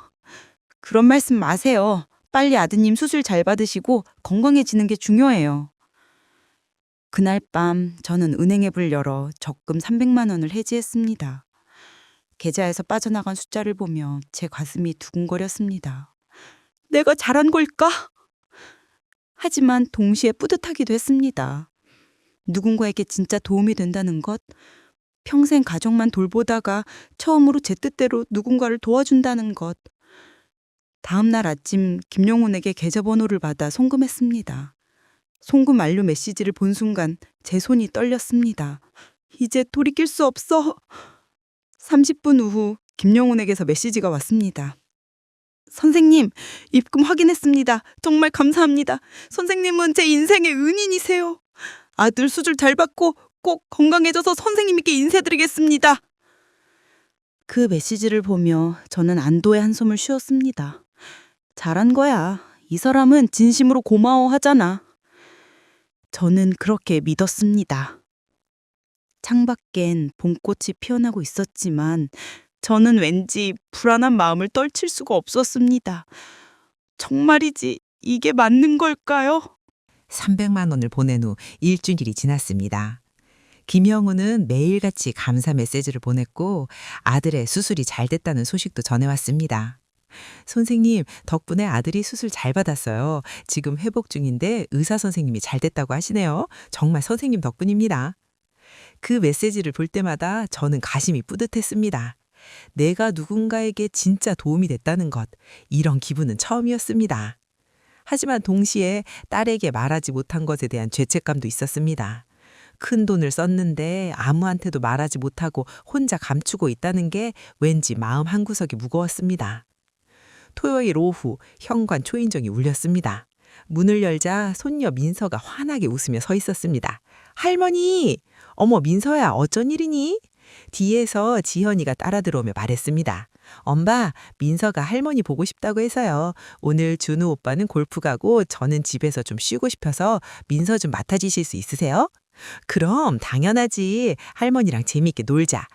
지연이는 민서를 두고 저녁 때 데리러 올게요 라는 말만 남긴 채 서둘러 나갔습니다. 저는 민서의 손을 잡고 거실로 들어갔습니다. 민서야, 할머니랑 뭐하고 놀까? 할머니, 저 배고파요. 간식 있어요? 저는 부엌으로 가서 과일을 깎아주고 우유도 따라줬습니다. 민서는 사과를 베어물며 거실을 둘러봤습니다. 할머니, 요즘 뭐 하세요? 응? 할머니? 그냥 집에서 TV 보고 책 읽고 그러지. 할머니 요즘 스마트폰 많이 보시던데요? 민설의 말에 저는 깜짝 놀랐습니다. 이 아이가 언제 그거 갔을까요? 아, 그건 할머니가 요즘 글쓰기 모임 같은 거 하거든. 글쓰기요? 멋있다. 할머니 무슨 글 쓰세요? 그냥 할머니 생각이나 일상 같은 거. 민서는 고개를 끄덕이며 우유를 마셨습니다. 그러더니 갑자기 물었습니다. 할머니, 그런데 왜 요즘 자꾸 스마트폰만 보세요? 지난번에 왔을 때도 계속 보시던데? 저는 당황해서 얼른 대답했습니다. 아, 그건 친구분이 메시지를 자주 보내셔서. 친구요? 할머니도 친구 있으세요? 그럼 할머니도 친구 있지. 민서는 순수한 얼굴로 웃으며 말했습니다. 좋겠다. 할머니 친구 생겨서. 엄마가 그러는데 할머니 혼자 계셔서 왜 보실 거래요. 그 말에 제 가슴이 뜨끔했습니다. 딸이 그런 말을 했다고요? 외롭다는 걸 알았으면서도 왜 전화 한 통 제대로 하지 않았을까요? 할머니 안 외로워. 민서도 있고 엄마도 있잖아. 그래도 할머니 가끔 슬퍼 보여요. 민서의 말에 저는 할 말을 잃었습니다. 이 어린아이가 제 마음을 읽어낸 걸까요? 저는 민서의 머리를 쓰다듬으며 말했습니다. 할머니 안 슬퍼. 민서가 와주니까 행복해. 그날 오후 저는 민서와 함께 그림도 그리고 TV도 보며 시간을 보냈습니다. 그러나 스마트폰에서 알림음이 울렸습니다. 김영훈이었습니다. 선생님, 오늘도 좋은 하루 보내고 계시죠? 저는 민서가 옆에 있어서 잠시 망설였지만 답장을 보냈습니다. 네, 손녀랑 시간 보내고 있어요. 아, 손녀분이랑요? 좋으시겠어요. 가족이랑 함께 있는 시간이 제일 소중하죠. 저는 그 메시지를 보며 미소 지었습니다. 김영우는 늘 이렇게 따뜻했습니다. 민서가 옆에서 울었습니다. 할머니, 누구세요? 할머니 친구. 어떤 친구세요? 글쓰기 모임에서 만난 분이야. 민서는 고개를 끄덕이며 다시 TV를 봤습니다. 저는 안도하며 스마트폰을 내려놓으려는데 다시 메시지가 왔습니다. 선생님, 그런데 죄송하지만 한 가지만 여쭤봐도 될까요? 사실 아들이 퇴원하고 나서 재활치료를 받아야 하는데 그 비용이 좀 부담스럽긴 해요. 하지만 선생님께 이미 너무 많은 도움을 받았으니 제가 알아서 할게요. 제 손이 떨렸습니다. 또요? 또 돈이 필요하다고요? 저는 답장을 망설였습니다. 300만 원도 큰 돈인데 또 도와달라는 건가요? 얼마나 필요하세요? 500만 원 정도요. 하지만 선생님, 괜찮아요. 제가 다른 방법을 찾아볼게요. 선생님께 폐를 끼칠 순 없어요. 500만 원. 이번엔 더 큰 금액이었습니다. 저는 고민에 빠졌습니다. 또 도와줘야 하나? 하지만 800만 원이면 너무 큰 돈 아닌가? 민서가 제 얼굴을 들여다보며 물었습니다. 할머니, 왜 그러세요? 표정이 안 좋아요. 아니야, 아무것도 아니야. 저는 얼른 웃으며 민서를 안았습니다. 하지만 제 마음속엔 불안감이 점점 커져갔습니다. 그날 저녁 지연이가 민서를 데리러 왔습니다. 엄마, 민서 괜찮았죠? 말썽 안 부렸죠? 응, 잘 놀았어. 우리 민서 착하지? 엄마도 건강 챙기시고 저희 다음 주에 또 올게요. 그래, 조심해서 가. 현관문이 닫히고 다시 혼자 남은 저는 소파에 앉아 스마트폰을 들었습니다. 김영훈의 메시지가 그대로 남아 있었습니다. 500만 원. 도와줘야 할까? 하지만 이번엔 너무 큰 돈이야. 저는 답장을 보내지 못한 채 그저 화면만 바라보고 있었습니다. 창밖엔 저녁 노을이 지고 있었고 제 마음도 점점 어두워지는 것 같았습니다. 정말이지 이 사람을 계속 믿어도 될까요? 그날 밤 저는 잠을 이루지 못했습니다. 김용훈의 메시지가 머릿속에서 떠나지 않았습니다. 500만 원. 이미 300만 원을 보냈는데 또 500만 원이라니. 하지만 아이가 재활치료를 받아야 한다는데 내가 안 도와주면 어떡하지? 새벽 3시, 저는 결국 은행 앱을 열었습니다. 남은 적금 500만 원. 이걸 깨면 제 손에 남는 돈은 거의 없었습니다. 손가락이 떨렸지만 저는 해지 버튼을 눌렀습니다. 마지막이야. 이번만 도와주고 끝이야. 다음 날 아침, 저는 김영훈에게 메시지를 보냈습니다. 도와드릴게요. 계좌번호 알려주세요. 답장은 빨랐습니다. 선생님, 정말 감사합니다. 평생 잊지 못할 은혜입니다. 꼭 갚겠습니다. 저는 송금을 완료했습니다. 800만 원. 남편이 평생 모아둔 돈이었습니다. 그 돈이 제 계좌에서 빠져나가는 걸 보며 제 가슴이 무너지는 것 같았습니다. 잘한 거겠지. 이 사람은 진심이니까. 하지만 왠지 불안했습니다. 며칠이 지났습니다. 김영우는 감사합니다. 덕분에 재활치료 시작했어요. 라는 메시지를 몇 번 보냈습니다. 저는 안도했습니다. 다행이야. 아들이 치료 잘 받고 있구나. 하지만 일주일 후 이상한 일이 벌어졌습니다. 김영훈의 답장이 점점 늦어지기 시작한 겁니다. 전에는 5분 안에 답장이 왔는데 이제는 몇 시간씩 걸렸습니다. 김영훈 씨, 아드님 재활치료 잘 되고 있어요? 저는 메시지를 보냈지만 답장이 없었습니다. 하루가 지나도 이틀이 지나도 불안감이 밀려왔습니다. 혹시 무슨 일이 생긴 걸까요? 아이가 더 아픈 건 아닐까요? 사흘째 되는 날 저는 전화를 걸어봤습니다. 따르릉, 따르릉 하지만 받지 않았습니다. 여러 번 걸었지만 계속 연결되지 않았습니다. 왜 전화를 안 받지? 무슨 일이 있나? 그날 저녁 저는 TV를 켜고 뉴스를 보고 있었습니다. 그런데 갑자기 화면에 뜬 뉴스 제목에 제 손이 멈췄습니다.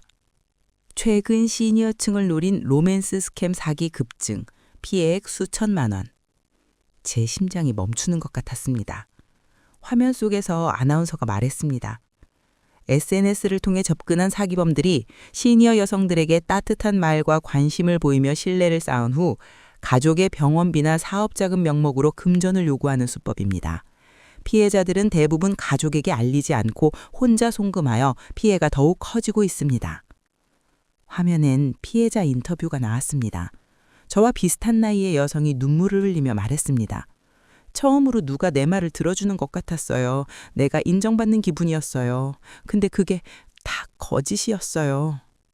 저는 리모컨을 떨어뜨렸습니다. 손이 떨렸습니다. 설마 나도? 저는 급히 스마트폰을 집어들고 김영훈의 프로필을 확인했습니다. 그런데 이상했습니다. 프로필 사진도 없고 글쓰기 모임 단톡방도 나갔다고 표시돼 있었습니다. 저는 황급히 다른 메시지를 보냈습니다. 김영훈 씨, 연락 좀 주세요. 걱정돼요. 하지만 답장은 오지 않았습니다. 메시지는 읽지도 않았습니다. 그 순간 모든 게 무너졌습니다. 사기였어. 나 속은 거야. 다음 날 아침 저는 경찰서로 향했습니다. 떨리는 손으로 문을 열고 들어가 신고를 하겠다고 말했습니다. 경찰관이 물었습니다. 어떤 피해를 당하셨나요? 로맨스 스캠이요. 800만 원을 보냈는데 연락이 안 돼요. 800만 원이요? 언제부터 얼마나 알고 지낸 사이신가요? 석 달 정도요. 경찰관은 한숨을 쉬며 서류를 작성하기 시작했습니다. 피해 금액이 크네요. 일단 신고 접수하고 계좌 추적 들어가겠습니다. 근데 솔직히 말씀드리면 이런 경우 돈 돌려받기 힘듭니다. 그 말에 제 눈에서 눈물이 흘러내렸습니다. 제가 정말 바보 같죠? 어떻게 이렇게 쉽게 속을 수가 있어요? 어머님, 요즘 이런 사기가 정말 많아요. 어머님만 그런 게 아니에요. 너무 자책하지 마세요. 하지만 저는 자책하지 않을 수가 없었습니다. 800만 원? 남편이 평생 모은 돈, 딸에게 물려주려고 했던 돈. 그 돈을 제가 낯선 사람에게 그냥 넘긴 겁니다. 경찰서를 나오며 저는 주저앉고 싶었습니다. 하늘이 무너지는 것 같았습니다. 딸한테 어떻게 말하지? 아니, 말할 수가 있나? 집으로 돌아와 소파에 앉았습니다.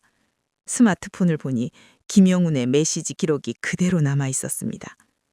따뜻했던 말들, 감사했던 말들 모두 거짓이었습니다. 선생님은 정말 대단한 분이세요. 선생님 덕분에 제가 살아요. 평생 잊지 못할 은혜입니다. 모두 거짓말이었습니다. 저는 스마트폰을 내려놓고 눈물을 흘렸습니다. 평생 살면서 이렇게 바보 같았던 적이 없었습니다. 정말이지, 내가 이렇게 쉽게 속을 사람이었나요? 외로움에 눈이 멀어서 누가 나를 알아준다는 말 한마디에 800만 원을 그냥 준 거예요. 창밖엔 봄비가 내리고 있었고 저는 그 빗소리를 들으며 울었습니다. 혼자서 조용히 아무도 모르게. 일주일이 지났습니다. 저는 집 밖으로 나가지도 않고 밥도 제대로 먹지 않았습니다. 그저 소파에 앉아 멍하니 벽만 바라봤습니다. 어떻게 이런 일이. 거울을 보니 제 얼굴이 초췌해져 있었습니다. 머리도 제대로 빗지 않았고 눈가는 퉁퉁 부어 있었습니다. 딸에게 말해야 할까요? 아니면 이대로 숨겨야 할까요? 하지만 어떻게 숨겨요? 800만 원이 사라진 걸. 수요일 오후 현관 초인종이 울렸습니다. 누군가 싶어 문을 열었는데 딸 지연이가 굳은 얼굴로 서 있었습니다. 엄마! 그 한마디에서 저는 모든 걸 알아챘습니다. 딸이 알았구나. 지연아! 지연이는 집 안으로 들어오더니 가방에서 서류 봉투를 꺼냈습니다. 엄마! 이게 뭐예요? 은행 거래 내역서였습니다. 제 계좌에서 800만 원이 빠져나간 기록이 고스란히 찍혀 있었습니다. 크게. 엄마, 은행에서 연락 왔어요. 이상 거래가 감지됐다고. 큰 금액이 2번이나 빠져나갔는데 사기 피해 아니냐고. 엄마, 무슨 일이에요? 저는 말을 잇지 못했습니다. 지연이의 얼굴은 점점 굳어갔습니다. 엄마, 설마 사기당한 거예요? 미안해. 그 말만 겨우 할 수 있었습니다. 지연이는 한숨을 깊게 쉬더니 소파에 주저앉았습니다. 엄마, 어떻게 그렇게 쉽게 속으세요? 지연아, 나도 몰랐어. 그 사람이 진짜인 줄 알았어. 그 사람이 누군데요? 어디서 만났어요? SNS에서 글쓰기 모임에서 만났어. 그 사람이 너무 따뜻하게 대해줘서. 지연이는 고개를 저으며 말했습니다. 엄마, 제가 스마트폰 사드린 게 1호라고 산 거예요? SNS에서 만난 사람한테 800만 원을 그냥 줘요? 미안해. 나도 정신이 없었어. 그 사람이 아들이 아프다고 수술해야 한다고 해서. 엄마, 그게 전형적인 사기 수법이에요. 요즘 뉴스에 맨날 나오잖아요. 지연이의 목소리가 점점 커졌습니다. 저는 고개를 떨구고 눈물만 흘렸습니다. 그때 사위 준호가 현관문을 열고 들어왔습니다. 지연이가 전화했나 봅니다. 장모님, 괜찮으세요? 무슨 일이신지 지연이한테 들었는데. 준호는 조심스러웠지만 그의 얼굴에도 당혹감이 역력했습니다. 미안해요, 준호 씨. 제가 정말 바보 같았어요. 지연이가 말했습니다. 엄마, 왜 저한테 말 안 하셨어요? 제가 물어봤을 때 적금 깬다고 하셨잖아요. 그때 말씀하셨으면 제가 말렸을 텐데. 말해도 너 안 들었잖아. 회의 중이라고 나중에 전화한다고. 그 말에 지연이는 할 말을 잃었습니다. 준호가 중간에서 말했습니다. 장모님, 그래도 이건 너무 큰 돈이잖아요. 장모님 혼자 결정하실 일이 아니었어요. 알아요. 내가 잘못했어요. 지연이는 서류를 다시 집어들며 말했습니다. 경찰 신고는 하셨어요? 응, 했어. 돌려받을 수 있대요? 힘들네. 지연이는 눈을 감고 한숨을 쉬었습니다. 그리고 준호를 바라보며 말했습니다. 어떡하지? 800만 원이 그냥 날아갔네? 준호가 조용히 말했습니다. 일단 진정하자. 지연아, 장모님도 많이 힘드시잖아. 하지만 지연이는 진정할 수 없다는 표정이었습니다. 엄마, 아빠가 평생 모으신 돈이에요. 그걸 어떻게 SNS에서 만난 사람에게 그냥 줘요. 미안해. 정말 미안해. 저는 그 말밖에 할 수 없었습니다. 지연이는 눈물을 글썽이며 말했습니다. 엄마가 외로우신 건 알아요. 그래도 이건 너무하잖아요. 그 말이 제 가슴에 비수처럼 꽂혔습니다. 너무하다고요? 제가 너무했다고요? 저는 떨리는 목소리로 말했습니다. 나도 알아. 내가 바보같이 속은 거. 근데 지연아, 그 사람이 나한테 평생 처음으로 나를 알아줬어. 내 말을 들어줬어. 너희는 언제 내 말을 들어줬니?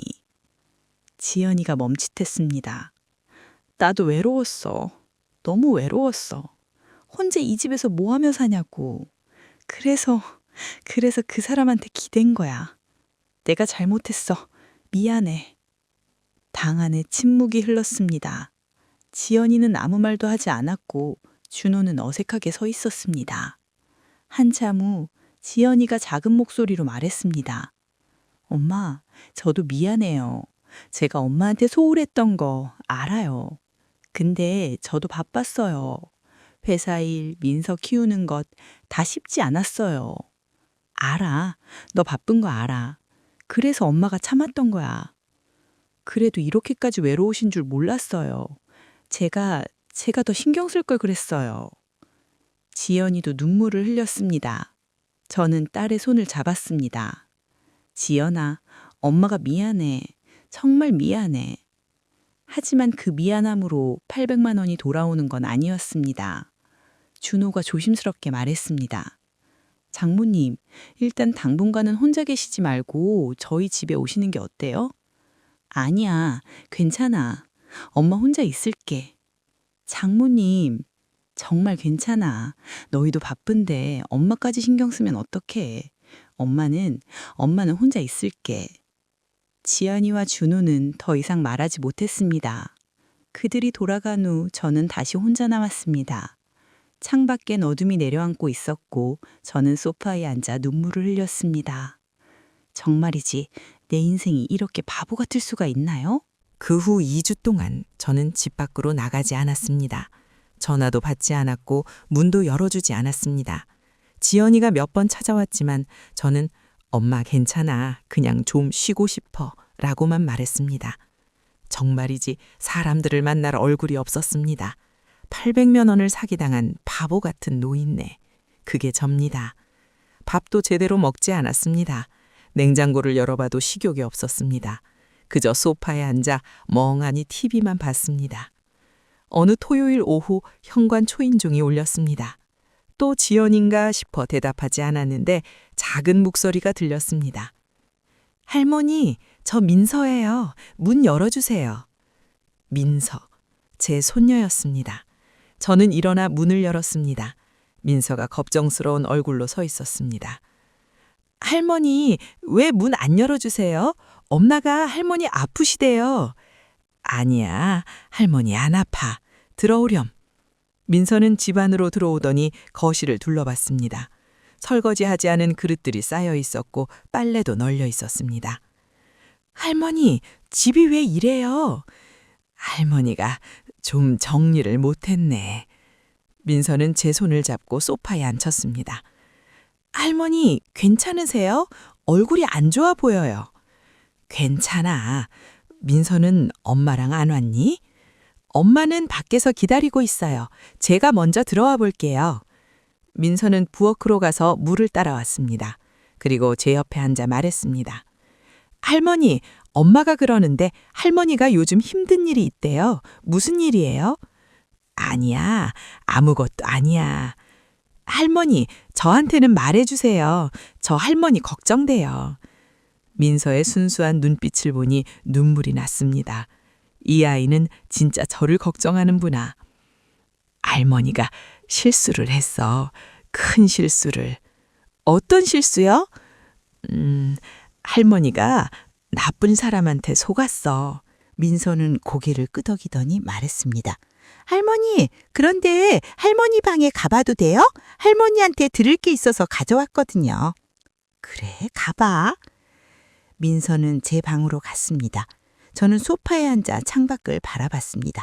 한참 후 민서가 뭔가를 들고 나왔습니다. 낡은 노트였습니다. 제가 평생 써온 일기장이었습니다.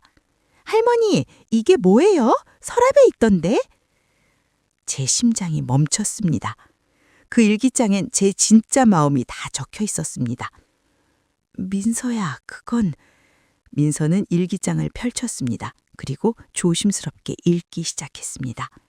2023년 3월 15일 오늘 지연이한테 전화했다. 그런데 바쁘다고 나중에 전화하겠다고 했다. 괜찮아. 내 딸이 바쁜 게 좋은 거지. 그런데 가끔은 엄마 목소리라도 듣고 싶다고 말하고 싶다. 민서의 목소리가 떨렸습니다. 저는 일기장을 빼앗으려 했지만 민서는 계속 읽었습니다. 2023년 8월 7일 민서가 너무 보고 싶다. 지연이한테 민서 좀 보러 가도 되냐고 물었더니 이번 주는 바빠서 다음에 보자고 했다. 알았다고 했다. 근데 마음이 너무 허전하다.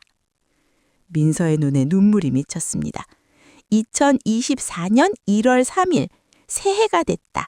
남편 없이 맞는 3번째 새해. 너무 외롭다. 지연이는 명절에 잠깐 왔다가 갔다. 나도 이해한다. 바쁜 걸.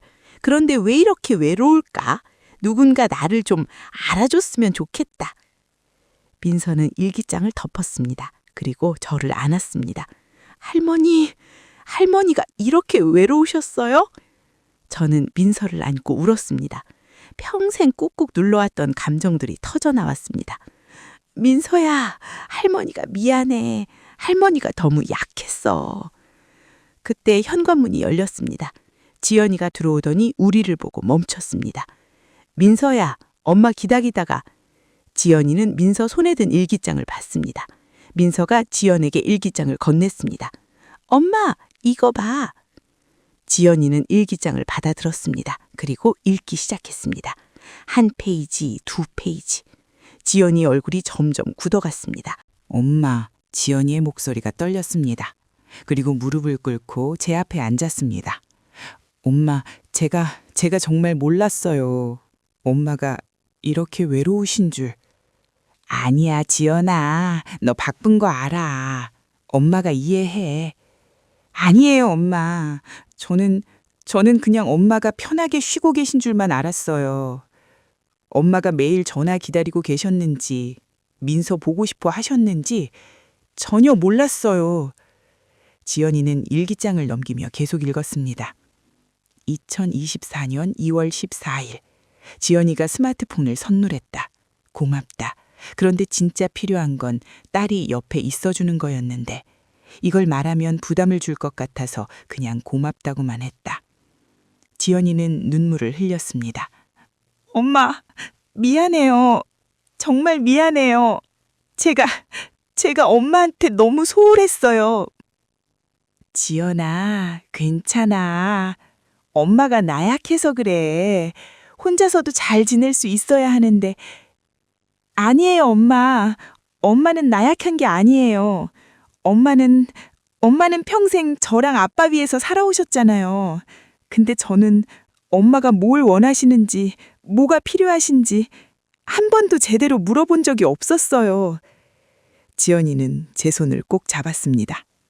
엄마, 그 사기꾼한테 속으신 것도 제 잘못이에요. 제가 엄마 곁에 있었으면 엄마가 그렇게 외로우시지 않았을 텐데 제가 엄마를 혼자 두었어요. 아니야, 지연아. 그건 엄마 잘못이야. 아니에요. 저 잘못이에요. 엄마, 앞으로는 제가 더 자주 올게요. 전화도 매일 할게요. 엄마 혼자 두지 않을게요. 민서도 제 옆에 앉아 말했습니다.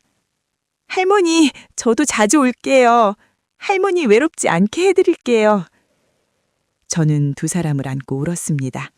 평생 처음으로 제 마음을 진짜로 알아주는 사람들이 생긴 것 같았습니다. 창밖엔 해가 지고 있었고 저는 가죽의 품에 안겨 눈물을 흘렸습니다. 정말이지, 이제야 우리가 진짜 가족이 되는 것 같았습니다.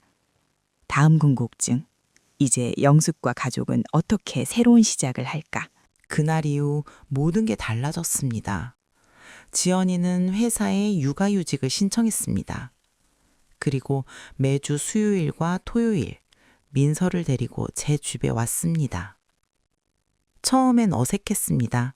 뭘 이야기해야 할지, 어떻게 시간을 보내야 할지 몰랐습니다. 하지만 천천히 조금씩 우리는 서로를 알아가기 시작했습니다. 어느 수요일 오후 저는 딸과 함께 부엌에서 김치를 담그고 있었습니다. 지연이가 배추를 다듬으며 물었습니다. 엄마, 제가 어렸을 때도 이렇게 김치 담그셨죠? 그럼 너 어렸을 때 엄마가 매년 김장했잖아. 너는 맨날 맛만 보고 도망갔지? 맞아요. 맵다고 울었던 것 같아요. 우리는 웃었습니다. 오랜만에 엄마와 딸로서 편하게 웃을 수 있었습니다. 지연이가 조심스럽게 물었습니다. 엄마, 그 사람 김영훈요. 아직도 생각나세요? 저는 손을 멈췄습니다. 그 이름을 듣는 것만으로도 가슴이 아팠습니다. 가끔 생각나. 근데 그게 그 사람이 아니라 내가 얼마나 외로웠는지가 생각나는 거야. 엄마, 괜찮아. 이제는 괜찮아. 너희가 있잖아. 지연이는 제 손을 잡았습니다. 그리고 말했습니다. 엄마, 앞으로는 엄마 혼자 두지 않을게요. 약속해요. 저는 고개를 끄덕였습니다. 하지만 마음 한구석엔 여전히 의문이 있었습니다. 이 약속이 얼마나 갈까? 지연이도 다시 바빠지면 또 예전처럼 돌아가는 거 아닐까? 하지만 그런 생각을 입 밖에 내지는 않았습니다. 지금 이 순간만으로도 감사했으니까요.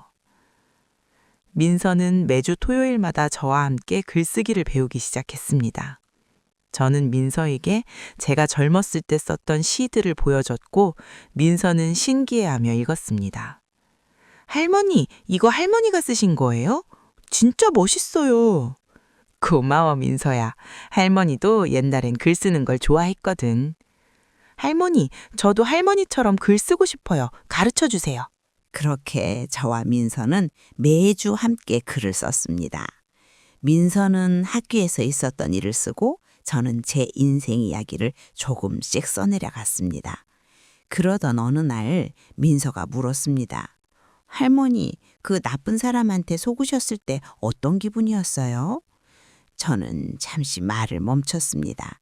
그리고 천천히 대답했습니다. 창피했어. 그리고 화가 났어. 내가 왜 이렇게 쉽게 속았을까 하고. 할머니는 나쁜 게 아니에요. 그 사람이 나쁜 거예요. 민서의 말에 제 눈에 눈물이 맺혔습니다. 고마워, 민서야. 그 말 들으니까 할머니 마음이 좀 편해지네. 민서는 제 손을 잡으며 말했습니다. 할머니, 이제 외롭지 않으시죠? 저는 민서를 안으며 대답했습니다.